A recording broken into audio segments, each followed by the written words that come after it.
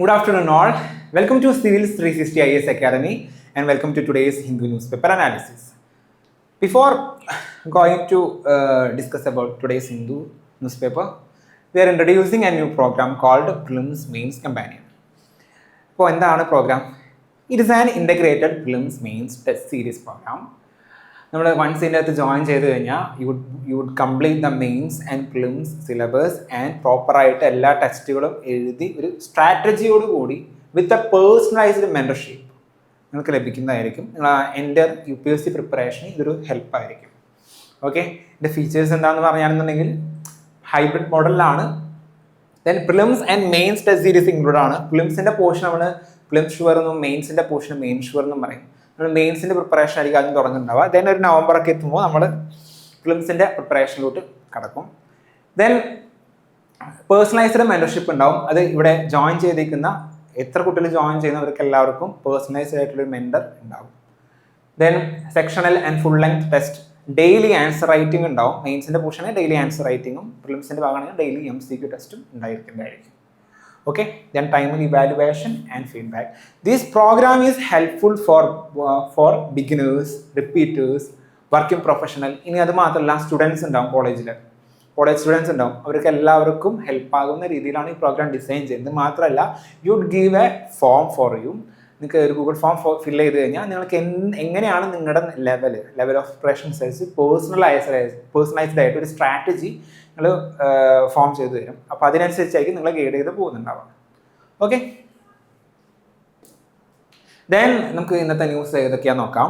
The first news first പേജിൽ തന്നെയാണ്. Core sectors grow at 5-month high of 5%. നമുക്ക് 9 core sectors ഉണ്ട്. Core sectors എന്ന് പറഞ്ഞാൽ നമ്മുടെ എക്കണോമിക്ക് അത്രയും ഇമ്പോർട്ടൻ്റ് ആയ കുറച്ച് സെക്ടേഴ്സ് ഉണ്ട്. ഇപ്പോൾ ഇലക്ട്രിസിറ്റി, ഇപ്പോൾ അയൺ.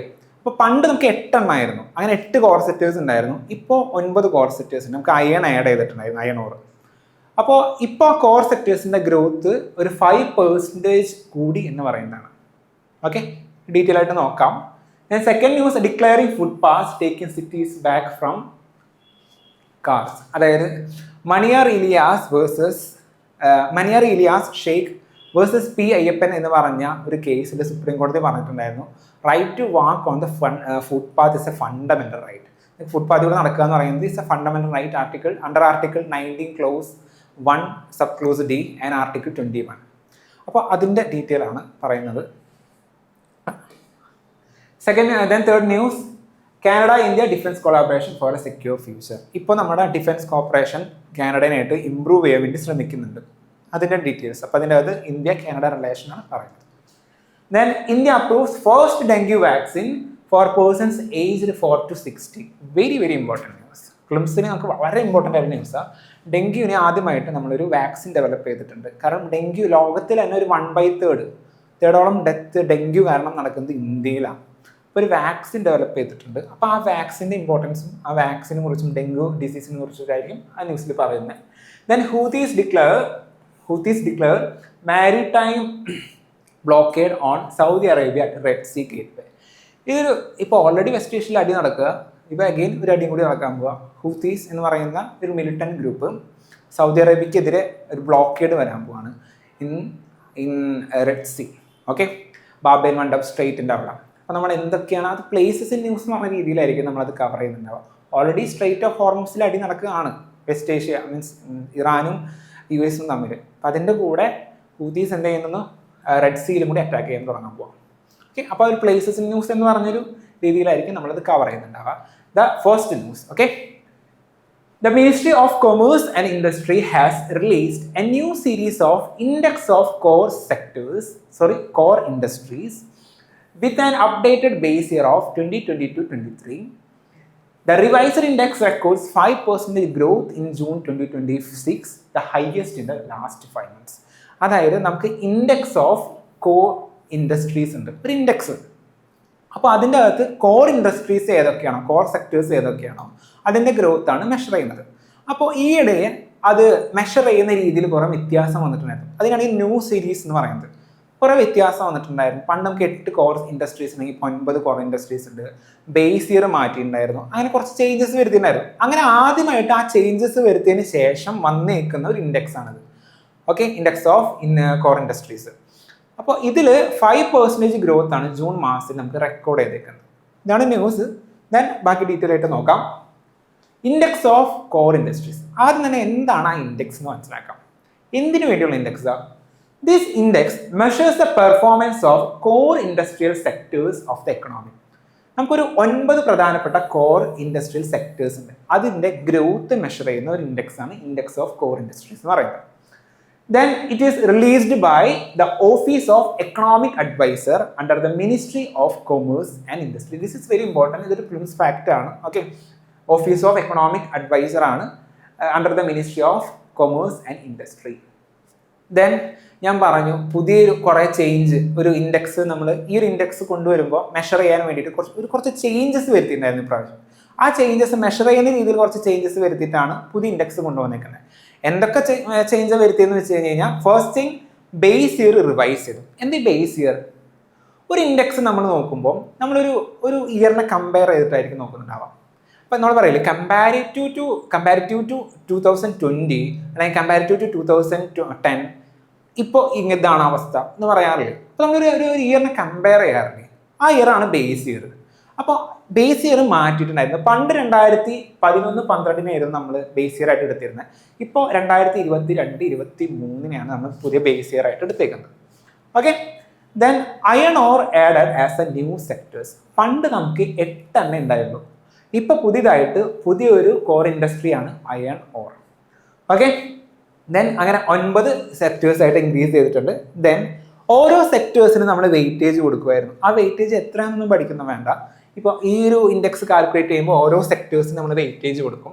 ആ വെയിറ്റേജിലും കുറച്ച് മാറ്റങ്ങൾ വന്നിട്ടുണ്ടെന്ന് പറയും. ഓക്കെ, ആ വെയിറ്റേജ് എത്രയാണെന്ന് പറയേണ്ട ആവശ്യമില്ല. Then what are these 9 sectors എന്ന് വെച്ച് കഴിഞ്ഞാൽ coal, crude oil, natural gas, refinery products, fertiliser, steel, cement, electricity and iron ore. This is a new addition. Okay, ഈ 9 സെക്ടേഴ്സിൻ്റെ പേരൊന്ന് അറിഞ്ഞിരിക്കും. ഓക്കെ, ദെൻ പെർഫോമൻസ് നോക്കുമ്പോൾ ഇതിൽ ഓരോ സെക്ടേഴ്സിൻ്റെയും 9 സെക്ടർ ഉണ്ടല്ലോ, അതിൽ ഓരോ സെക്ടറും വെച്ച് നോക്കുമ്പോൾ ഏറ്റവും കൂടുതൽ ഗ്രോത്ത് സംഭവിച്ചേക്കുന്നത് അയൺ ഓർ എന്ന് പറഞ്ഞ സെക്ടറിലാണ്. 43.9% ആണ്. ബാക്കി സെക്ടേഴ്സിലാണെങ്കിൽ ഇലക്ട്രിസിറ്റിയിലാണെങ്കിൽ 9.8 ഗ്രോത്ത് നടന്നിട്ടുണ്ട് comparative to the previous month. അപ്പോൾ അങ്ങനെ അല്ലെന്നുണ്ടെങ്കിൽ comparative the base year. Okay, comparative the base year ഇത്രയും ഗ്രോത്തുകൾ നടക്കുന്നുണ്ട്.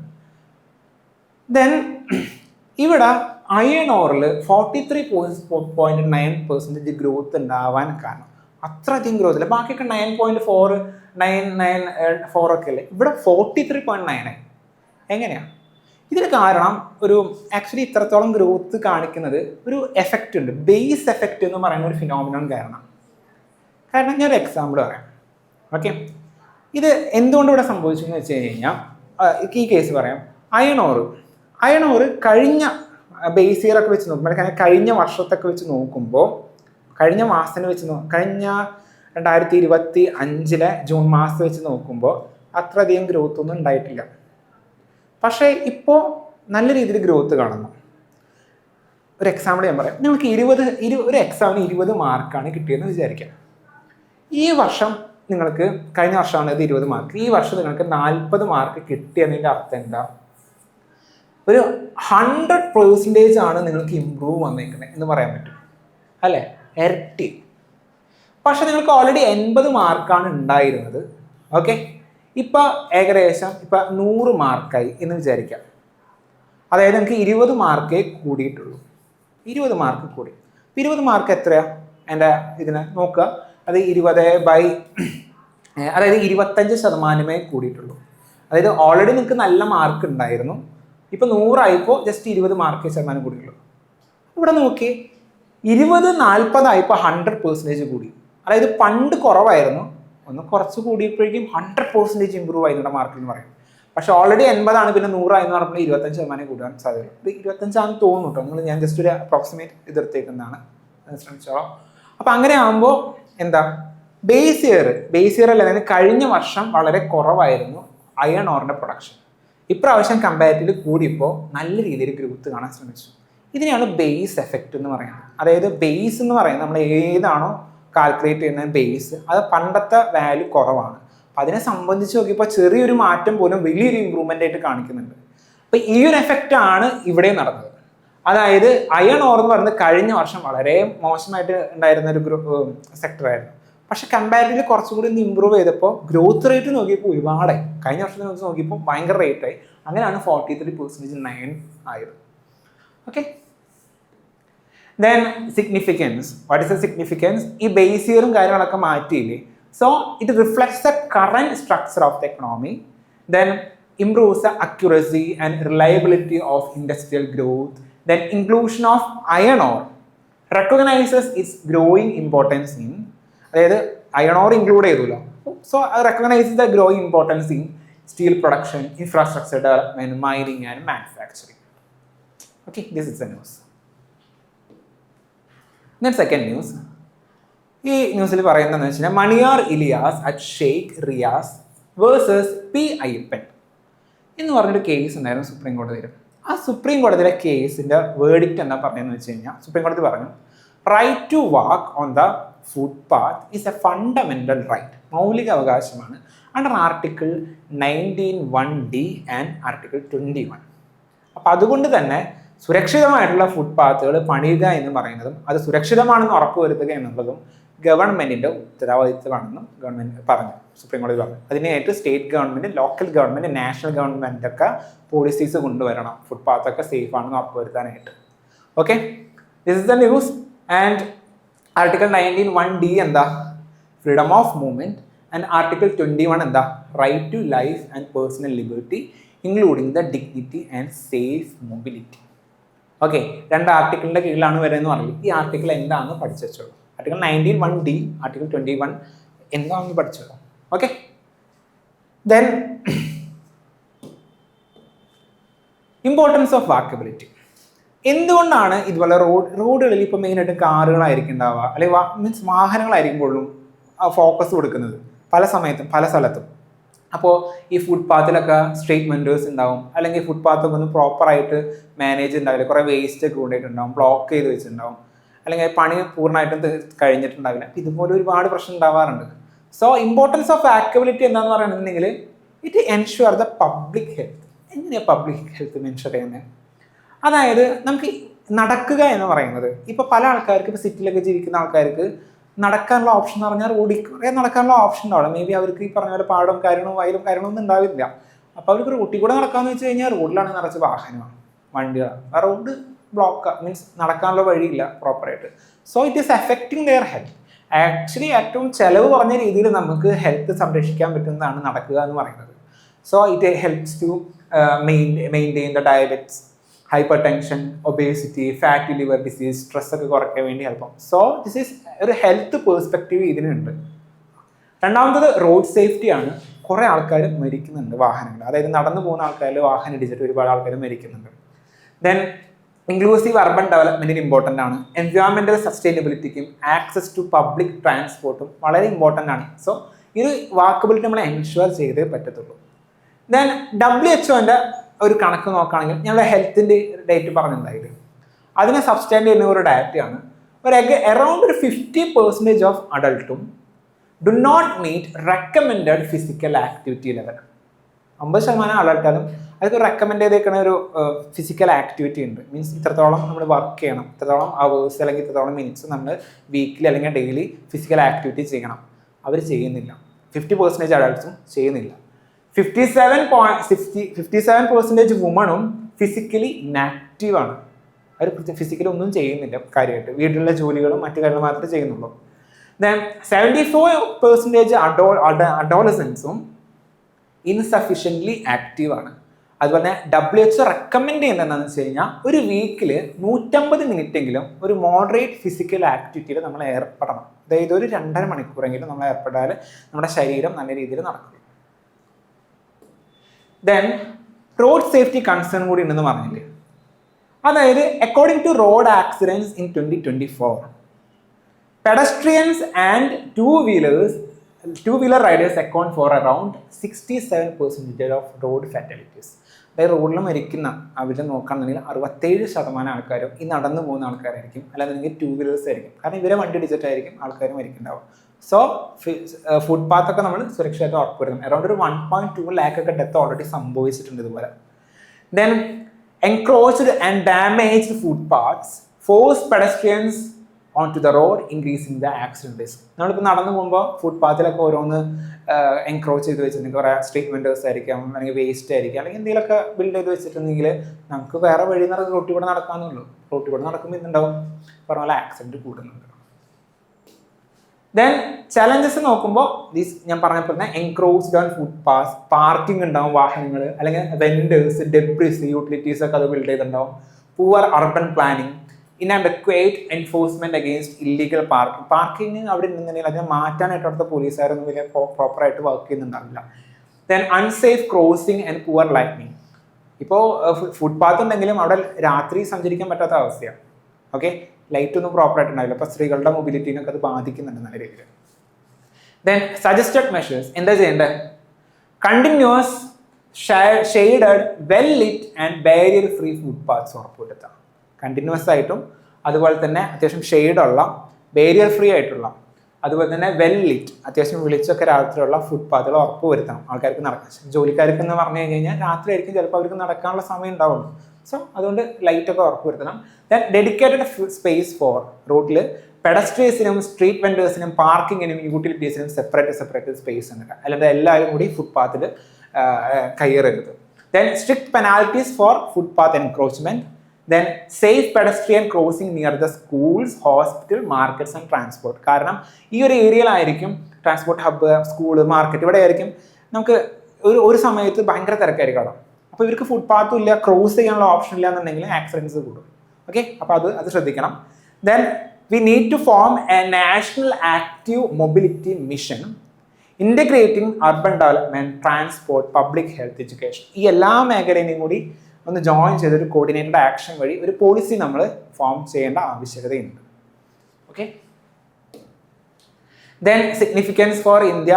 ഞാൻ പറഞ്ഞ പോലെ തന്നെ സെയിം കാര്യങ്ങൾ തന്നെയാണ്. ഇന്ത്യയിൽ ഇപ്പോൾ ഇൻക്ലൂസീവ് അർബൻ ഗവേണൻസിന് ഹെൽപ്പ് ആവും. അതുപോലെ തന്നെ നോൺ കമ്മ്യൂണിക്കബിൾ ഡിസീസസ്, ഞാൻ പറഞ്ഞ ഹൈപ്പർ ടെൻഷൻ, ഒബേസിറ്റി, ഡയബറ്റീസ്, ഇതൊക്കെ കുറയ്ക്കണമെങ്കിൽ ആൾക്കാർ നടക്കണം. ഓക്കെ, എല്ലാവർക്കും പൈസ കൊടുത്ത് ജിമ്മിൽ പോകാൻ പറ്റണം എന്ന് നിർബന്ധമില്ല. ദെൻ റോഡ് സേഫ്റ്റി നമുക്ക് ഇഷ്യൂ നമുക്ക് അഡ്രസ്സ് ചെയ്യണം, കാരണം ഒരുപാട് ഡെത്ത് വരുന്നുണ്ട്. Then right now it's also a constitutional right, അല്ലെങ്കിൽ നമുക്ക് ഫണ്ടമെന്റൽ റൈറ്റ് ആണ് right to walk on the footpath. അത് എൻഷുർ ചെയ്യണം. Then third news, this news talks about the India-Canada bilateral relationship. ഇന്ത്യയും കാനഡ തമ്മിലുള്ള റിലേഷൻ എങ്ങനെയാണ്. ഇപ്പോൾ നിലവിൽ defence, critical mineral, aerospace, space technology and defence manufacturing, ഈ ഒരു ഏരിയയിൽ ഇംപ്രൂവ്മെൻറ്റ് വരുത്താൻ വേണ്ടി ശ്രമിക്കുന്നുണ്ട്. Especially focusing on the defence field. ഇന്ത്യയും കാനഡയും തമ്മിൽ ഡിഫൻസ് മേഖലയിൽ ഇംപ്രൂവ് ചെയ്യാൻ റിലേഷൻ കൂട്ടാൻ വേണ്ടി ശ്രമിക്കുന്നുണ്ട്. കാരണം എന്താ, ഗ്ലോബൽ സെക്യൂരിറ്റി ചലഞ്ചസ് ഇപ്പോൾ ഭയങ്കര ഡൈവേഴ്സാണ്. ഒരുപാട് സെക്യൂരിറ്റി ചലഞ്ചസ് നമുക്ക് ചുറ്റുമുണ്ട്. ഇപ്പോൾ വെസ്റ്റ് ഏഷ്യയിൽ ഒരുപാട് ക്രൈസിസ് ഇറക്കുന്നുണ്ട്. ചൈനയുടെ ഭാഗത്തു നിന്നുണ്ടാവും, അല്ലാതെ അത് വേറെ ഭാഗത്തു നിന്നുണ്ടാവും, അല്ലെങ്കിൽ വെസ്റ്റ് ഏഷ്യയിൽ വേറെ ക്രൈസിസ്. അപ്പോൾ എല്ലായിടത്തും ഇപ്പോൾ ഹൂതീസിൻ്റെ കേസ് ഞാൻ പറഞ്ഞില്ലേ. അപ്പോൾ ഒരു വാർ ഫെയർ എന്ന് പറയുന്നത് മാറിക്കൊണ്ടിരിക്കുക, പല മേഖലയിലായിക്കൊണ്ടിരിക്കുക. അപ്പോൾ അതുകൊണ്ട് ഡിഫൻസും അതിനനുസരിച്ച് ഇമ്പ്രൂവ് ചെയ്യേണ്ട ആവശ്യമുണ്ട്. സോ ഇത് ഭയങ്കര ഫാക്ട് ഓറിയൻറ്റഡ് ആയിട്ടുള്ള ഒരു ന്യൂസാണ്. ഞാനിങ്ങനെ പറഞ്ഞു പോകുന്നുള്ളൂ, കാരണം നിങ്ങൾ പഠിക്കണം. ഓക്കെ, ഇതിൽ എക്സ്പ്ലെയിൻ ചെയ്യാൻ ഉള്ള ചാൻസ് വളരെ കോൺസെപ്റ്റ്സും കാര്യങ്ങളൊന്നും ഇല്ല. അപ്പോൾ I would just read that, അല്ലെങ്കിൽ റീഡല്ല പറയും, അത് നിങ്ങൾ പഠിക്കണം. ഓക്കെ, ഇന്ത്യ കാനഡ ഒന്നാമത് സ്റ്റാറ്റിക് പോർഷൻ്റെ ഒരുപാട് പോർഷൻ നമ്മൾ ഓൾറെഡി കവർ ചെയ്യുന്നതാണ്. അതിൻ്റെ ചെറിയൊരു അപ്ഡേറ്റ് ആണ് ഇതിൻ്റെ അകത്തുള്ളത്. Okay, then changing global security. എന്തുകൊണ്ട് ഇപ്പോൾ നിലവിൽ നമ്മൾ ഡിഫൻസ് മേഖലയിൽ ഫോക്കസ് ചെയ്യണമെന്ന് വെച്ച് കഴിഞ്ഞാൽ മോഡേൺ വാർഫെയർ. ഓക്കെ, ഇപ്പോഴത്തെ യുദ്ധം എങ്ങനെയാണ്? സാധാ പണ്ടൊക്കെ ആൾക്കാർ അങ്ങോട്ടും ഇങ്ങോട്ടും തോക്കുകൊണ്ടും ഇതൊക്കെ കൊണ്ടൊക്കെ ആയിരുന്നു, ടാങ്കറും മിസൈലൊക്കെ വെച്ചാണെന്നുണ്ടെങ്കിൽ. ഇപ്പോൾ വാർഫെയർ എന്ന് പറയുന്നത് മാറി. ഇപ്പോൾ ഡ്രോൺസ് യൂസ് ചെയ്യുക, autonomous system, artificial intelligence, space based weapons, satellites ഒക്കെ യൂസ് ചെയ്ത്, സൈബർ ആൻഡ് എമേർജിംഗ് ടെക്നോളജീസ് ഒക്കെ യൂസ് ചെയ്തിട്ടല്ലേ വാർഫെയർ നടത്തുന്നത്. സോ നമുക്ക് അതിനനുസരിച്ച് നമ്മുടെ ഡിഫൻസ് മേഖലയിലും ചേഞ്ച് വരുത്തണം. ഓക്കെ, ദെൻ കാനഡ എന്താ പ്ലാൻ ചെയ്യുന്നത് വെച്ച് കഴിഞ്ഞാൽ അവരുടെ ജി ഡി പിയുടെ ഒരു 5% അവർ ഡിഫൻസിനായിട്ട് സ്പെൻഡ് ചെയ്യും 2035 ആകുമ്പോഴേക്കും. Then India Canada defence corporation നോക്കാം. ഇന്ത്യൻ കാനഡ ഡിഫൻസ് മേഖലയിൽ എങ്ങനെയാണെന്ന് നോക്കാം. കുറച്ച് ഫാക്റ്റ് ആണ്. We have India Canada defence dialogue.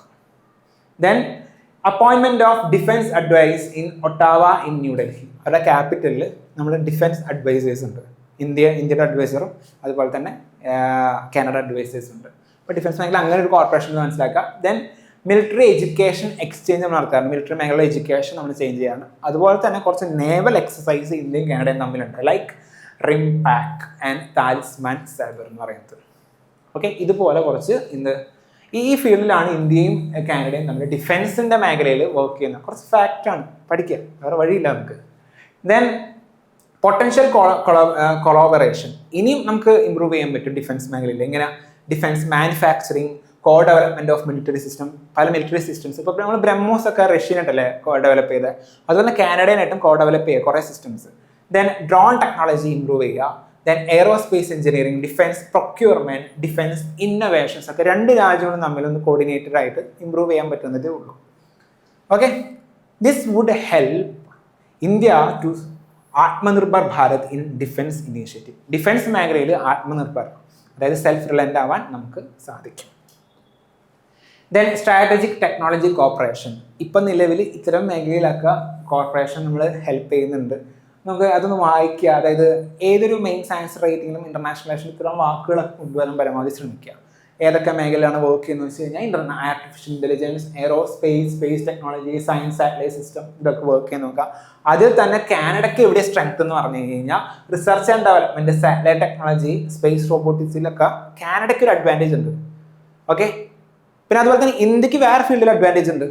Okay, അപ്പോൾ രണ്ടുപേരും കൂടി കോർപ്പറേറ്റ് ചെയ്യണം. ഇന്ത്യക്ക് ഇവിടെ അഡ്വാൻറ്റേജ് എന്ന് വെച്ച് കഴിഞ്ഞാൽ ലാർജ് മാനുഫാക്ചറിങ് ബേസ് ഇന്ത്യയിലുണ്ട്. പിന്നെ കോസ്റ്റ് എഫക്റ്റീവ് ആയിട്ടുള്ള പ്രൊഡക്ഷൻ, വലിയ പൈസ ഇല്ലാത്ത രീതിയിലുള്ള പ്രൊഡക്ഷൻ ഇന്ത്യയിൽ പറ്റും. പിന്നെ ഡിഫൻസ് ഇൻഡസ്ട്രി ആണെങ്കിൽ വലുതായിക്കൊണ്ടിരിക്കുക. അപ്പം രണ്ടുപേർക്കും രണ്ടാളുടെ സ്ട്രെങ്ത് ഉണ്ട്. സോ കോർഡിനേറ്റ് ചെയ്യുക. Then critical mineral partnership. എന്തുകൊണ്ടാണ് ഇപ്പം ക്രിട്ടിക്കൽ മിനറൽ പാർട്ട്ണർഷിപ്പ് രണ്ട് രാജ്യം, ഇപ്പം ഇന്ത്യ ഓസ്ട്രേലിയ റിലേഷൻ പറയുമ്പോൾ, ഇന്ത്യ മറ്റേത് രാജ്യങ്ങൾ പറയുമ്പോൾ ക്രിട്ടിക്കൽ മിനറൽസിനെ കുറിച്ച് എപ്പോഴും ഡിസ്കസ് ചെയ്യാറുണ്ട്. Why this is very important because പല ടെക്നോളജീസും ലൈക്ക് ഡിഫൻസ് എക്യുപ്മെന്റ്സിനാണെന്നുണ്ടെങ്കിലും, സെമി കണ്ടക്ടേഴ്സ് ആണെങ്കിലും, ഇലക്ട്രിക് വെഹിക്കിൾസിനാണെങ്കിലും, renewable energy, advanced artificial intelligence, എല്ലാ ടെക്നോളജീസിലും നമുക്ക് ക്രിട്ടിക്കൽ മിനറൽസ് കാണാം. ഇപ്പോൾ ഓസ്ട്രേലിയയിലാണെന്നുണ്ടെങ്കിൽ കാനഡയിലാണെങ്കിൽ പ്രത്യേകിച്ച് they have large resources of uranium, നമുക്ക് ന്യൂക്ലിയർ പവർ പ്ലാന്റിൽ ഉപയോഗിക്കാൻ പറ്റുന്നത്. Then rare earth elements, cobalt, tungsten, helium മുതലായുള്ള പല റിസോഴ്സും കാനഡയിലുണ്ട്. സോ നമുക്ക് ഒരു നല്ലൊരു റിലേഷൻ ഉണ്ടെങ്കിൽ നമുക്ക് അതൊക്കെ ഇങ്ങോട്ട് ഇമ്പോർട്ട് ചെയ്യാനും നമ്മുടെ ടെക്നോളജി ഡെവലപ്മെന്റിന് വേണ്ടി അത് ഹെൽപ്പ് ആവുകയും ചെയ്തു. So Canada has the second largest producer of uranium and 10th largest rare earth റിസർവ്സും കാനഡയിലുണ്ട്. ഓക്കെ, അതുകൊണ്ട് തന്നെ ഇന്ത്യയും ബൈലാറ്ററൽ റിലേഷൻഷിപ്പ് ഒരു ഇനീഷ്യേറ്റീവ് എടുത്തിട്ടുണ്ടായിരുന്നു. ഇന്ത്യ ആൻഡ് കാനഡ ഒരു മെമ്മോറാണ്ടം ഓഫ് അണ്ടർസ്റ്റാൻഡിങ് സൈൻ ചെയ്തിട്ടുണ്ടായിരുന്നു, called critical mineral and value chain. Okay, then space corporation കൂടി നോക്കുക. അവിടെ സ്പേസ് റോബോട്ടിക്സ്, സാറ്റലൈറ്റ് ടെക്നോളജി, ഈ ഒരു മേഖലയിൽ നമുക്ക് വർക്ക് ചെയ്യാൻ പറ്റും. പിന്നെ കാനഡയുടെ റഡാർ സാറ്റലൈറ്റ് സിസ്റ്റം യൂസ് ചെയ്തിട്ട് ഇന്ത്യയുടെ മാരിടൈം സെക്യൂരിറ്റിയും അല്ലെങ്കിൽ ആ മേഖലയിലുള്ള നാവിഗേഷനും കാര്യങ്ങളൊക്കെ ഹെൽപ്പ് ചെയ്യും ആ ഒരു സാറ്റലൈറ്റ് യൂസ് ചെയ്തിട്ട്. സോ ആ ഫീൽഡിനോട് കോർപ്പറേറ്റ് ചെയ്യുക സ്പേസ് ടെക്നോളജി റിലേറ്റഡായിട്ട്. ഫാക്റ്റുകളാണ് ഞാൻ പറയുന്നത്, അത് പഠിക്കുക, വേറെ വഴിയില്ല നമുക്ക്. ദെൻ ഇൻഡോ പസഫിക് മേഖലയിലും കാനഡയ്ക്കും ഇന്ത്യക്കും കൂടി വർക്ക് ചെയ്യാൻ പറ്റും. ഇൻഡോ പസഫിക് എന്ന് പറഞ്ഞാൽ ഇന്ത്യൻ ഓഷ്യൻ്റെയും പസഫിക് ഓഷ്യൻ്റെയും ഭാഗം. ഓക്കെ, ആ ഒരു മേഖലയാണ് ഇൻഡോ പസഫിക് മേഖലയിലും നമുക്ക് ഫ്രീ ആൻഡ് ഫെയർ ആയിട്ട് ഇൻഡോ പസഫിക് മേഖല നമുക്ക് ഉറപ്പുവരുത്താൻ പറ്റും. ഇൻക്ലൂസീവ് പസഫിക്, അതുപോലെ തന്നെ മാരിടൈം സെക്യൂരിറ്റി, അവിടെയുള്ള മാരിടൈം സെക്യൂരിറ്റി നമുക്ക് ഉറപ്പുവരുത്താൻ പറ്റും. ഇതുപോലെ ഒരുപാട് ഫീൽഡിൽ ഇന്ത്യക്കും കാനഡയ്ക്കും കൂടി ഒരുമിച്ച് വർക്ക് ചെയ്യാൻ പറ്റും. Then importance for India, what is importance? ഒന്നാമത്തത് ഡിഫൻസ് പാർട്ട്ണർഷിപ്പ് നമുക്ക് ഡൈവേഴ്സിഫൈ ചെയ്യാൻ പറ്റും. നമ്മളിപ്പോൾ മെയിനായിട്ട് ഡിഫൻസിന് വേണ്ടി ഇപ്പം റഷ്യനെ ഡിപ്പെൻഡ് ചെയ്യുന്നുണ്ടാവും. ബ്രഹ്മോസ് ഒക്കെ നമ്മൾ റഷ്യനായിട്ടാണ് കോർഡിനേറ്റ് ചെയ്തേക്കുന്നത്. പിന്നെ റാഫേൽ സിസ്റ്റം ഒക്കെ നമ്മൾ ഫ്രാൻസിൽ നിന്ന് വരുന്നത്. സോ ഒരു കോർഡിനേറ്റഡ് ആക്ഷൻ എപ്പോഴും നല്ലതാണ് ഒരു പരിധി വരെ. ഇപ്പോൾ diversifying the strategic and defence partnership and strengthen the Atmanirbhar Bharat in defence manufacturing. പിന്നെ ക്രിട്ടിക്കൽ മിനറൽസിനും ഇൻഡിജിനസ് ഡിഫൻസ് ടെക്നോളജി ഉറപ്പുവരുത്താനും മാരിടൈം സെക്യൂരിറ്റി ഉറപ്പുവരുത്താനും എല്ലാത്തിനും ടെക്നോളജി ട്രാൻസ്ഫർ ചെയ്യാനും, ഇപ്പോൾ കാനഡയിലുള്ള ടെക്നോളജി ഇന്ത്യയിലോട്ട് ട്രാൻസ്ഫർ ചെയ്യാനൊക്കെ India Canada relation would be helpful. So helpful for India. Okay, അപ്പോൾ ഭയങ്കര ഫാക്റ്റാണ് ഞാൻ പറഞ്ഞ് പഠിക്കുക. ഓക്കെ, ഞാൻ കുറച്ച് വേ ഫോർവേഡ് തന്നെ പറഞ്ഞത് തന്നെയാണ്. പക്ഷെ ഒരു ചലഞ്ച് ഞാൻ പറയാം ഇവിടെ. ചലഞ്ച് എന്ന് വെച്ച് കഴിഞ്ഞാൽ post diplomatic tensions between the India and Canada. അതായത് പാസ്റ്റ് ഡിപ്ലോമാറ്റിക് ടെൻഷൻ, അതായത് കുറച്ച് വർഷങ്ങൾക്ക് മുന്നേ ഇന്ത്യ കാനഡ നല്ല അടിയായിരുന്നു നമ്മൾ കേട്ടിട്ടുണ്ടായിരുന്നു. അതായത് ഖാലിസ്ഥാൻ ഇഷ്യൂ വന്നിട്ടുണ്ടായിരുന്നു. അതിൽ ഖാലിസ്ഥാൻ ലീഡറെ ഇന്ത്യയിലുള്ള കാനഡ പറഞ്ഞ അങ്ങനെയാണ് അലിഗേഷൻ ഇതായിരുന്നു, ഇന്ത്യയിലുള്ള ഗവൺമെൻറ് ഓഫീസേഴ്സ് കാനഡയിൽ ചെന്നിട്ട് അവിടെയുള്ള ഒരു ഖാലിസ്ഥാനിലെ സെപ്പറേറ്റിസ്റ്റിനെ വന്ന് കൊന്നു. അതായത് കാനഡയുടെ മണ്ണിൽ ഇന്ത്യൻ ആള് വന്ന് കൊന്ന്, ഇന്ത്യൻ ഗവൺമെൻറ് ആൾക്കാർ വന്ന് കൊന്നുപോയി എന്ന് പറഞ്ഞു, കൊലപ്പെടുത്തിയിട്ട് പോയി എന്ന് പറഞ്ഞു. അപ്പം അങ്ങനെയൊക്കെ ഭയങ്കര ഇഷ്യൂ നടന്നിട്ടുണ്ടായിരുന്നു. ഒരു സമയത്ത് ഇന്ത്യൻ കാനഡ ഭയങ്കര പ്രശ്നമായിരുന്നു. സോ നമുക്കൊരു ഒരു ഡിപ്ലോമാറ്റിക് ടെൻഷൻ എക്സിസ്റ്റ് ചെയ്യുന്നുണ്ട്, അത് നമുക്ക് മാറ്റണം. ദെൻ പല ജിയോ പൊളിറ്റിക്കൽ പ്രയോറിറ്റീസും പലർക്കും വരും. കാനഡ ഹാസ് എ പ്രയോറിറ്റി, കുറച്ച് US കുറച്ചും കൂടി ചായവുണ്ട്. പക്ഷെ നമുക്ക് US നമ്മളെ എതിർക്കുന്ന സമയത്ത് കാനഡ നമ്മുടെ കൂടെ നിൽക്കണമെന്ന് നിർബന്ധമില്ല. Then dependence on external supply chain, നമ്മൾ മറ്റു രാജ്യങ്ങളെ സപ്ലൈ ചെയിൻ ഡിപ്പെൻഡ് ചെയ്യുന്നതും ഒരു പ്രശ്നം തന്നെയാണ്. Then export control and technology sharing restrictions ഉണ്ട്. ഇപ്പോൾ കാനഡയിൽ നിന്ന് ഇങ്ങോട്ട് എക്സ്പോർട്ട് ചെയ്യുന്നതിലും ടെക്നോളജി ട്രാൻസ്ഫർ ചെയ്യുന്നതിലും ഒരുപാട് റെസ്ട്രിക്ഷൻസ് ഇന്ത്യ കാനഡ റിലേഷനിലുണ്ട്. അതൊക്കെ ചലഞ്ചസ് ആണ്. ഞാൻ പറഞ്ഞ പോലെ തന്നെ മറ്റു വഴികൾ യൂസ് ചെയ്തിട്ട് we need to solve that. Okay, then very important news, the Drug Controller General of India has granted market authorization to QDENGA, QDENGA എന്ന് വേണമെങ്കിൽ വിളിക്കാം, അഥവാ TAC 003, developed by Takeda Biopharmaceuticals, making the first dengue vaccine approved in India. ഇന്ത്യയിലെ ആദ്യത്തെ dengue vaccine വരുന്നു. Develop ചെയ്തേക്കുന്നത് ഈ പറഞ്ഞ പോലെ ടാക്കീഡ ഫാർമസ്യൂട്ടിക്കൽസ് ആണ് ഡെവലപ്പ് ചെയ്തത്. ആ വാക്സിൻ്റെ പേരാണ് എന്ത്, QDENGA, അല്ലെന്നുണ്ടെങ്കിൽ TAC 003 എന്ന് പറയുന്നത്. So it's very important news, ഇതിൽ ആദ്യമായിട്ട് വരുന്നത്. ദെൻ അതിൻ്റെ കുറച്ച് ഡീറ്റെയിൽസ് ഞാൻ പറഞ്ഞേക്കുന്നത്, ഇത് അപ്രൂവ് ചെയ്തിട്ടുണ്ട്. ഇത് ആർക്കാണെന്ന് വെച്ച് കഴിഞ്ഞാൽ ഇപ്പോൾ 4 മുതൽ 60 വയസ്സുള്ള ആൾക്കാർക്ക് നമുക്കിത് യൂസ് ചെയ്യാൻ പറ്റും. ഈ വാക്സിൻ്റെ ബാക്കി ടൈപ്പ് നോക്കുകയാണെന്നുണ്ടെങ്കിൽ, ഫീച്ചേഴ്സ് നോക്കുകയാണെങ്കിൽ നമുക്ക് വാക്സിൻസ് പല ടൈപ്പ് ഉണ്ട്, ഒരുപാട് ടൈപ്പ് ഉണ്ടെന്ന് നമ്മൾ ഓൾറെഡി സയൻസ് ആൻഡ് ടെക്നിക്കലി നമ്മൾ പഠിക്കുന്നതായിരിക്കും. ചില എന്താ പറയുക mRNA വാക്സിൻ, അല്ലാതെ ഇപ്പോൾ ചില RNA വാക്സിൻസ് ഉണ്ടാവും, അല്ലാന്നുണ്ടെങ്കിൽ ലൈവ് അറ്റ്യൂനേറ്റഡ് വാക്സിൻസ് ഉണ്ടാവും. അതിന് ഒരുപാട് വാക്സിൻസ് ഉണ്ട്. അതിലൊരു ടൈപ്പ് ഈ വാക്സിൻ എങ്ങനെയാണെന്ന് വെച്ച് കഴിഞ്ഞാൽ it's a live attenuated tetravalent vaccine. Okay, live attenuated tetravalent vaccine ആണ് ഇത്. ഡെങ്കുവിൻ്റെ 4 ടൈപ്പ് സെറോടൈപ്സ് ഉണ്ട്. ഡെങ്കു വൈറസ് ആണ് ഡെങ്കു ഉണ്ടാകുന്നത്. ആ ഡെങ്കു വൈറസിന് 4 ടൈപ്പ് ഉണ്ട്. സെറോടൈപ്സ് എന്ന് പറഞ്ഞു കഴിഞ്ഞാൽ ആ ഒരു മൈക്രോ ഓർഗാനിസത്തിന്റെ തന്നെ വേറെ ആ സെയിം സ്പീഷീസിന്റെ മറ്റ് ഡിഫറെൻറ്റ് എന്താ പറയുക വേരിയൻസ് എന്ന് പറയുന്നത്. പ്രാക്ടിക്കലി ഞാൻ കൊടുത്തിട്ടുണ്ട്. A distinct variation or sub types within a single species of micro organisms like bacterian virus bacteria മുതലായിട്ടുള്ള, ഇവിടെ ഡെങ്കുവിൻ്റെ കേസ് പറയുന്നത് വൈറസ്. അപ്പോൾ ആ ഡെങ്കു വൈറസ് തന്നെ പല 4 ടൈപ്പ് ഉണ്ട്. കുറേ ടൈപ്പ് ഉണ്ട്, അതിൽ 4 ടൈപ്പ്, അതിനാണ് സെറോടൈപ്സ് എന്ന് പറയുന്നത്. ആ 4 ടൈപ്പിനെതിരെയും ഇത് ഹെൽപ്ഫുൾ ആയിരിക്കും. ദെൻ 2 ഡോസാണ് നമ്മൾ കൊടുക്കുന്നത്. ഈ വാക്സിൻ 2 ഡോസ് ഉണ്ട്. ഒരു ഡോസ് കഴിഞ്ഞിട്ട് 3 മാസം കഴിയുമ്പോൾ നമ്മൾ അടുത്ത ഡോസ് കൊടുക്കും. Then it can be administered regardless of previous dengue infection. എനിക്ക് മുന്നേ ഡെങ്കു ഇൻഫെക്ഷൻ വന്നിട്ടുണ്ട്, ഓക്കെ, അതുകൊണ്ട് എടുക്കാൻ പറ്റില്ല, അങ്ങനെയൊന്നുമില്ല. മുന്നേ വന്നിട്ടുണ്ടെങ്കിലും ഡെങ്കു എടുക്കാൻ പറ്റും, ഈ വാക്സിൻ എടുക്കാൻ പറ്റും. Then no pre vaccination screening is required. Then dengue ബേർഡിനെ കുറിച്ച് നോക്കുകയാണെന്നുണ്ടെങ്കിൽ ഇന്ത്യയിൽ ഡെങ്കുവിനെ കുറിച്ച് എക്സ്പ്ലെയിൻ ചെയ്യാം. ഇപ്പം നിലവിൽ ഇന്ത്യയിൽ ലോകത്തിൽ 1/3 ഓഫ് ഡെങ്കുവും റിപ്പോർട്ട് ചെയ്യുന്നത് ഇന്ത്യയിൽ തന്നെയാണ്. ഓക്കെ, അതായത് ഡെങ്കു ബേർഡിന് ഏറ്റവും കൂടുതലുള്ള ഒരു രാജ്യം തന്നെയാണ് ഇന്ത്യ. ഓൾമോസ്റ്റ് 2 ഡിക്കേഡ്സ് 20 വർഷത്തിനുള്ളിൽ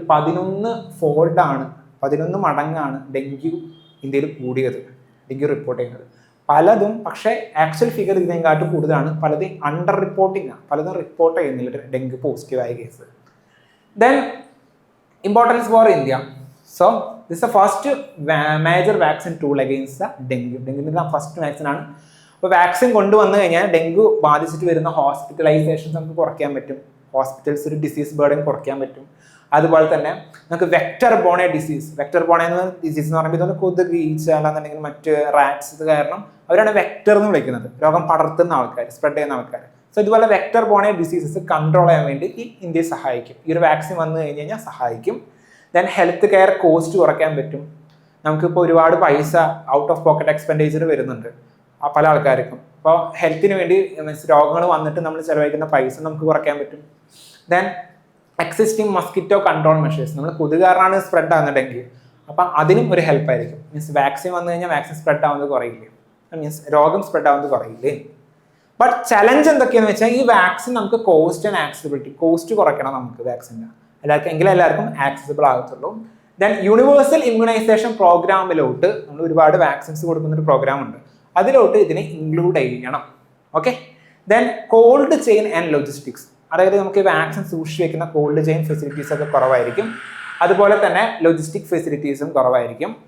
then continued need for vector control despite vaccination, vaccination കൊടുത്തു എന്ന് പറഞ്ഞാലും കൊതുകിൻ്റെ സ്പ്രെഡിങ് നമ്മൾ തടർത്തേ പറ്റത്തുള്ളൂ.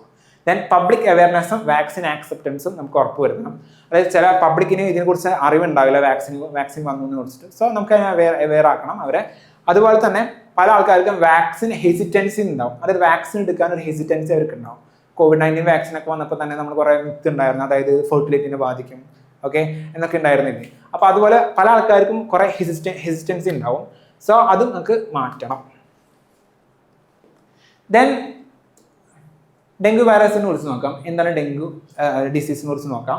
ഇതൊരു വൈറസാണ്, ഡെങ്കു വൈറസാണ് സ്പ്രെഡ് ചെയ്യുന്നത്, അഥവാ ഫ്ലാവി വൈറസ് എന്ന് പറയും. ദെൻ ഇത് ആരാണ് സ്പ്രെഡ് ചെയ്യുന്നത് പറഞ്ഞാൽ മസ്കിറ്റോ ആണ്, കൊതുകാണ്. 2 type mosquito. First main spread ചെയ്തത് ഈഡിസ് ഈജിപ്തി എന്ന് പറയുന്ന മസ്കിറ്റോ ആണ്.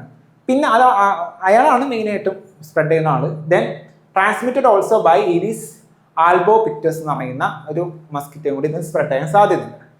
ദെൻ ട്രാൻസ്മിഷൻ എങ്ങനെയാണെന്ന് വെച്ച് കഴിഞ്ഞാൽ transmissions to the bite of the infected female Aedes mosquito. Infected female Aedes mosquito ഇവിടെ കൊതു കടിക്കുന്നത് വഴിയാണ് നമ്മൾ എന്ത് ചെയ്യുക, സ്പ്രെഡ് ആവുക. അല്ലാതെ പേഴ്സൺ ടു പേഴ്സൺ അത് ട്രാൻസ്മിറ്റ് ആവില്ല, ട്രാൻസ്ഫർ ആവില്ല, ട്രാൻസ്മിറ്റ് ആകില്ല. കാരണം എനിക്ക് ഡെങ്കു ഉണ്ടെന്ന് വിചാരിക്കാം, മറ്റൊരാൾക്ക് ഞാൻ സംസാരിക്കുന്നത് വഴിയോ അതിലൊന്നും സ്പ്രെഡ് ആവത്തില്ല. എന്നെ കടിച്ച കൊതു ആളെ കടിച്ചാലേ സ്പ്രെഡ് ആവത്തുള്ളൂ. ദെൻ സിംറ്റംസ് എന്ന് പറയുമ്പോൾ high fever, high head Ek, muscles and joint pain ആയിരിക്കും, റാഷസ് പല സ്ഥലത്ത് ഉണ്ടാവും, നുവാൻസ, വൊമിറ്റിംഗ്, ചില സമയത്ത് എക്സ്ട്രീം കേസിൽ ബ്ലീഡിങ് വരെ ഉണ്ടാവാറുണ്ട്. So we need to prevent this. Preventive method എന്ന് പറഞ്ഞാൽ ഒന്ന് വെക്ടർ കൺട്രോൾ ആയി കൊതുകിനെ കൺട്രോൾ ചെയ്യുക. Then elimination of stagnant water, ഈ കെട്ടിക്കിടക്കുന്ന വെള്ളത്തിലായിരിക്കും ഈ കൊതുക് കൂടുന്നുണ്ടാവുക. ദെൻ പേഴ്സണൽ പ്രൊട്ടക്റ്റീവ് മെഷേഴ്സ് നമ്മൾ യൂസ് ചെയ്യണം. അതുപോലെ തന്നെ വാക്സിനേഷൻ, അതായത് ഇപ്പോൾ നിലവിലാണെങ്കിൽ ആ വാക്സിൻ്റെ പേര് ക്യൂ ഡെങ്ക എന്ന് പറയുന്ന വാക്സിൻ യൂസ് ചെയ്യണം. Okay. Then the last news എന്താണെന്ന് ശരിക്കും പറയാം, നമ്മളിത് പ്ലേസസ് ഇൻ ന്യൂസ് എന്ന കോൺസെപ്റ്റിലാണ് നമ്മളിത് കവർ ചെയ്യുന്നത്. ഹൂത്തീസ് എന്ന് പറയും. ഹൂത്തീസ് എന്ന് പറയുന്ന ആൾക്കാർ, അതായത് അതൊരു മിലിറ്റന്റ് ഗ്രൂപ്പാണ്. ഓക്കെ, അതൊരു പൊളിറ്റിക്കൽ മൂവ്മെന്റ് എന്ന് വേണമെങ്കിൽ പറയാം. അവർ യമനിലാണോ ഉള്ളത്. It's a militant group. അവർ ഹിസ്റ്ററി ഉണ്ട്. 2014 യമനിൽ അവർ അറ്റാക്ക് ചെയ്തിരിക്കുന്നത്, ഒരു മിലിറ്റന്റ് ഗ്രൂപ്പ് അറ്റാക്ക് ചെയ്തിട്ട് യമനിൽ ഭരിക്കുന്നുണ്ട് ഇവർ. യമനിലെ ഗവൺമെന്റിനെ അവർ മാറ്റിയിട്ടുണ്ടായിരുന്നു ആ സമയത്ത്. പക്ഷെ ആ ഗവൺമെന്റിനെ സപ്പോർട്ട് ചെയ്യാനായിട്ട് അന്ന് നമുക്ക് സൗദി അറേബ്യ ആയിരുന്നു യമനിലെ ഗവൺമെന്റിനെ ഹെൽപ്പ് ചെയ്തിരുന്നത് ഈ ഹൂത്തീസിന്റെ അറ്റാക്കിനെതിരെ. അതുകൊണ്ട് തന്നെ ഹൂത്തീസിന് ഓൾറെഡി സൗദി അറേബ്യനായിട്ട് ഒരു ശത്രുത ഓൾറെഡി പണ്ടേ ഉണ്ട്. അപ്പം ഇപ്പം എന്താണെന്ന് വെച്ച് കഴിഞ്ഞാൽ ശരിക്കും ഈ ഹൂത്തീസിനെ ഫിനാൻഷ്യലി പൊളിറ്റിക്കലി ഒക്കെ സപ്പോർട്ട് ചെയ്യുന്നത് ഇവർ യമനിലാണെന്നുണ്ടെങ്കിലും ഇവരെ സപ്പോർട്ട് ചെയ്യുന്നത് ഇറാനാണ് ആക്ച്വലി. ഓക്കെ, അപ്പോൾ ഇറാൻ ഇപ്പോൾ ക്രൈസിസാണ്. ഇറാനെ US അറ്റാക്ക് ചെയ്യുന്നുണ്ട്, പല രാജ്യങ്ങളും ഇറാനെതിരെ അറ്റാക്ക് വരുന്നുണ്ട്, ഇറാൻ ആരും സഹായിക്കുന്നില്ല. സോ ഇവരെന്ത് ചെയ്തു, ഞങ്ങൾ ചെയ്യാൻ പോവുക, അതായത് ഇനി മുതൽ ഇറാൻ്റെ ഈ പ്രശ്നങ്ങളൊക്കെ നടക്കല്ലേ, ഞങ്ങൾ റെഡ് സീ അറ്റാക്ക് ചെയ്യാൻ പോവുക. പ്രത്യേകിച്ച് സൗദി അറേബ്യയിലോട്ട് വരുന്ന ഷിപ്പുകളൊക്കെ ഞങ്ങൾ അറ്റാക്ക് ചെയ്യും, അല്ലാന്നുണ്ടെങ്കിൽ തടഞ്ഞു വയ്ക്കും. ഓക്കെ, ഇതാണ് ന്യൂസ്. ഇത് എവിടെ തടയുന്നതെന്ന് വെച്ച് കഴിഞ്ഞാൽ റെഡ് സീയിലെ ബാബേൽ മണ്ഡപിലാണ് തടയുന്നത്. ബാബേൽ മണ്ഡപം എന്ന് പറയുന്നത് ഒരു സ്ട്രെയിറ്റ് ആണ്. സ്ട്രെയിറ്റ് എന്ന് പറഞ്ഞു കഴിഞ്ഞാൽ it's a narrow water passage connecting two large water bodies. രണ്ട് വലിയ വാട്ടർ ബോഡീസിനെ കണക്ട് ചെയ്യുന്ന നാരോ പാസേജ് ഓഫ് വാട്ടർ വേനെ എന്ന് പറയുന്നത് സ്ട്രെയിറ്റ് എന്ന് പറയുന്നത്. സോ ഈ strait of Bab el Mandeb, okay, this is connecting red Sea and Gulf of Aden. Gulf of ഏദനെ റെഡ് സീനെ കണക്ട് ചെയ്യുന്ന സ്ട്രെയിറ്റ് ആണ് ബാബേൽ മണ്ഡപം. ഇതിന്റെ ഇമ്പോർട്ടൻസും കാര്യങ്ങളൊക്കെ പറയുകയാണെന്നുണ്ടെങ്കിൽ it lies between the Yemen and Djibouti and Eritrea. ഇവിടെ ജിബൂട്ടി ഉണ്ട്, എറിട്രിയ ഉണ്ട് ഇവിടെ. ഓക്കെ, എറിട്രിയ ആൻഡ് ജിബൂട്ടി ഈ ഇതിന്റെയും പിന്നെ ഇവിടെ യമൻ, ഈ രാജ്യങ്ങളാണ് ഇതിനെ ബോർഡർ ചെയ്തേക്കുന്നത്. എന്തിനാ? ബാബേൽ മണ്ഡപിനെ ബോർഡർ ചെയ്തേക്കുന്നത്. പിന്നെ connecting red sea with gulf of Aden. നോക്കൂ, ഇവിടെ നിന്ന് നമുക്ക് ഇന്ത്യൻ ഓഷ്യനിൽ നിന്ന് ഗൾഫ് ഓഫ് ഏദൻ വഴി ബാബേൽ മണ്ഡപം വഴി റെഡ് സീ വഴിയാണ് നമുക്ക് സൂയിസ് കനാലിലോട്ട് പോകാൻ പറ്റും. ആ സൂയിസ് കനാൽ ക്രോസ് ചെയ്താലേ നമുക്ക് മെഡിറ്ററേനിയൻ സീയിലോട്ട് ആക്സസ് ചെയ്യാൻ പറ്റത്തുള്ളൂ. സോ റെഡ് സീയിൽ അല്ലാന്നുണ്ടെങ്കിൽ ബാബൽ മണ്ഡബിൽ അറ്റാക്ക് വന്നു കഴിഞ്ഞാൽ ഷിപ്പുകൾക്ക് സൂയിസ് കനാലിലോട്ട് പോകാൻ പറ്റില്ല, മെഡിറ്ററേനിയൻ സീയിലോട്ട് പോകാനും പറ്റത്തില്ല. So it is affecting the navigation. Okay, ചെറിയ നാവിഗേഷൻ ഇപ്പം ഇന്ത്യയുടെ എഫക്ട് ചെയ്യും. ഇന്ത്യക്ക് യൂറോപ്പിലോട്ട് നമ്മൾ ഷിപ്പ് കടത്തി വിടുന്നത് നമ്മൾ ഈ വഴിയാണ് ആക്ച്വലി. അല്ലാന്നുണ്ടെങ്കിൽ മറ്റു റൂട്ട് എന്ന് പറയുന്നത് ആഫ്രിക്കയുടെ താഴെ കേപ്പ് ഓഫ് ഗുഡ് ഹോപ്പിൽ കൂടെയാണ് പോകുന്നത്. അത് ഇരട്ടി ദൂരം, ഇരട്ടി എന്നല്ല ഒരുപാട് ഇരട്ടി ദൂരം. So this is affecting the global navigation. And strategic importance of Bab el Mandeb പറയുകയാണെന്നുണ്ടെങ്കിൽ 12% of global trade passes through these choke point. ഈ ഒരു ചോക്ക് പോയിന്റിൽ കൂടെയാണ്, അല്ലെങ്കിൽ ഈ ഒരു സ്ട്രേറ്റിൽ കൂടെയാണ് എന്ത് 12% ഗ്ലോബൽ ട്രേഡും പോകുന്നത്. ഇമ്പോർട്ടൻ്റ്ലി മെയിനായിട്ടും ക്രൂഡ് ഓയിൽ, അതുപോലെ തന്നെ കണ്ടെയ്നർ ഷിപ്പിംഗ്, യൂറോപ്പിൽ നിന്നും ഏഷ്യയിലോട്ടുള്ള മാരിടൈം ട്രേഡൊക്കെ നടക്കുന്നത്, അതായത് ഏഷ്യയിൽ നിന്നിട്ട് യൂറോപ്പിലോട്ട് പോകുന്നത് ഞാൻ പറഞ്ഞില്ലേ, ഈ പറഞ്ഞ പോലെ ഈ സൂയിസ് കനാലൊക്കെ വഴിയാണ് നമ്മൾ യൂറോപ്പിലോട്ട് ഇവിടേക്ക് പോവാറ്. അതിന് മെയിൻ ഇമ്പോർട്ടൻ്റ് ആണ് ഈ ഒരു ബാബൽ മണ്ഡപം എന്ന് പറയുന്നത്. എക്സ്പെഷ്യലി ഇന്ത്യയുടെ കേസിൽ നോക്കുകയാണെന്നുണ്ടെങ്കിൽ major route for India for crude oil trade with Europe, exports through the Suez canal, ഇതൊക്കെ ഭയങ്കര ഇമ്പോർട്ടൻ്റ് ആണ് ഇന്ത്യക്ക്. സോ എനി ഡിസ്റപ്ഷൻ, അവിടെ എന്തെങ്കിലും പ്രശ്നം വന്നു കഴിഞ്ഞാൽ that would lead to the India's import bill. ഇന്ത്യയിൽ ഇമ്പോർട്ട് ചെയ്യേണ്ട പ്രൈസ് കൂടും. സോ നമുക്ക് ക്രൂഡ് ഓയിലിൻ്റെ പ്രൈസ് കൂടും, ഇൻഫ്ലേഷൻ വരും, പിന്നെ മാരിടൈം സെക്യൂരിറ്റി പ്രശ്നമായിട്ട് വരും. അവിടെ ഒരുപാട് അറ്റാക്ക് ആക്കുമ്പോൾ ഇപ്പം തന്നെ പല ഇന്ത്യൻ സീഫറേഴ്സും അറ്റാക്ക് ചെയ്യപ്പെടുന്നത്, മീൻസ് മരിക്കുന്നുണ്ട്. ഇപ്പോൾ ഹോർമൂസിലാണെങ്കിലും അല്ലാന്നുണ്ടെങ്കിൽ ഇപ്പോൾ റീസെൻ്റ്ലി ഇപ്പം യുക്രൈനിലും മരിച്ചിട്ടുണ്ട്. സോ അത് ഇന്ത്യൻ സീഫറേഴ്സിൻ്റെ സെക്യൂരിറ്റിനെ ബാധിക്കുന്നുണ്ട്.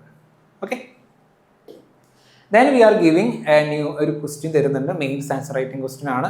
U can answer this question and you can send it to this mail. Okay, value ചെയ്ത് തിരിച്ച് ആ മെയിലോട്ട് അയക്കുന്നതായിരിക്കും. Okay, then thank you.